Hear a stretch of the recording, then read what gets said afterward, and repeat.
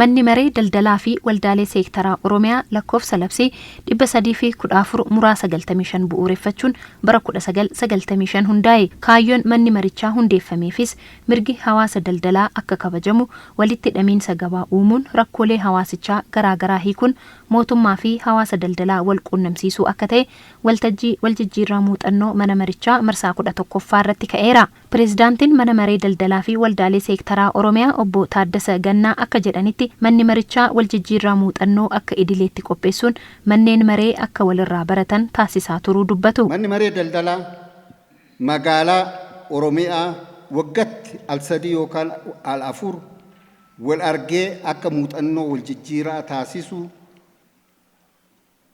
taasisaatiin hin ture. Kanneen keessatti bifa adda addaatiin sagantaa muuxannoon kun adeemeetiin hin jira jecha.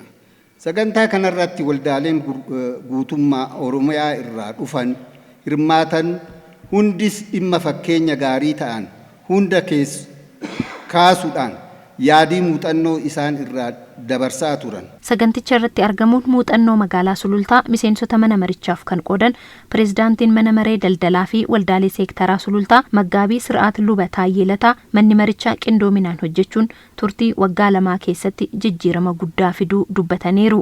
Kallattii qindoominaatiin waajjira galiifaan, daldalaafaan, investimentifaan akkasumas immoo gaggeessitoota seektaraa mootummaa magaalaa faana hojii milkaa'ina hojjeteera jechuudha. Qindoominaa kanaan bifa addaa ta'een filatameera. Inni lammaffaa komee daldalaa keenya oliyyannoo gibiraa olaanoo irratti miseensa waan ta'eef manni maree daldalaa kantiibaan durfama. Kanaaf dhimma sanarrattis ijjannoodhaan daldalli sirrii miti taanaan kun sirrii miti jechuudhaan isa sirrii ta'e immoo sirriidhaatti fufamuu qabaa jechuudhaan hojii hojjeteen addummaadhaan muuxannoo isaa akka dabarsu taasifama.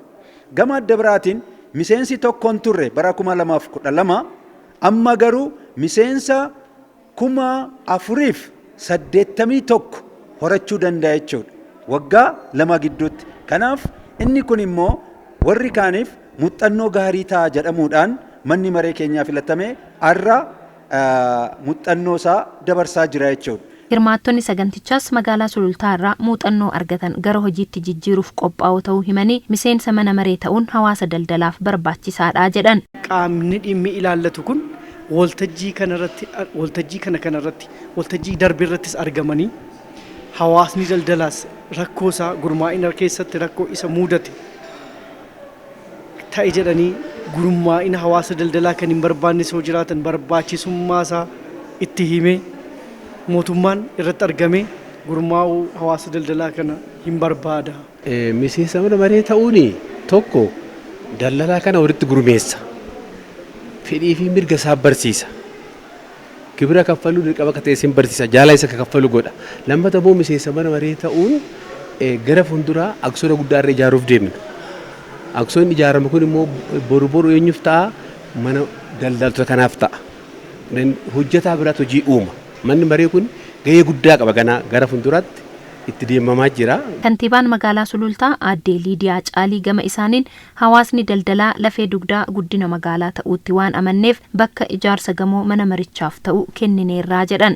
Milkaa'ina badhaadhinaatii fi kallattii guddaan ni kaa'ee jiru abbootii qabeenyaa dhuunfaa jajjabeessuudha. Abbootii qabeenyaa dhuunfaa jajjabeessuu jechuun immoo daldaltoota kana gajjallaadha kaasanii amma warra gurguddaatti kan jiran jajjabeessuudha. Kanaaf jarri kun mana maree isaaniitiin ijaaramanii mana maree isaaniitiin socho'uun jaraafis bu'aa guddaa qaba mootummaadhaafis bu'aa guddaa qaba jechuudha. Naanna'ee biyyaafis bu'aa guddaa qaba.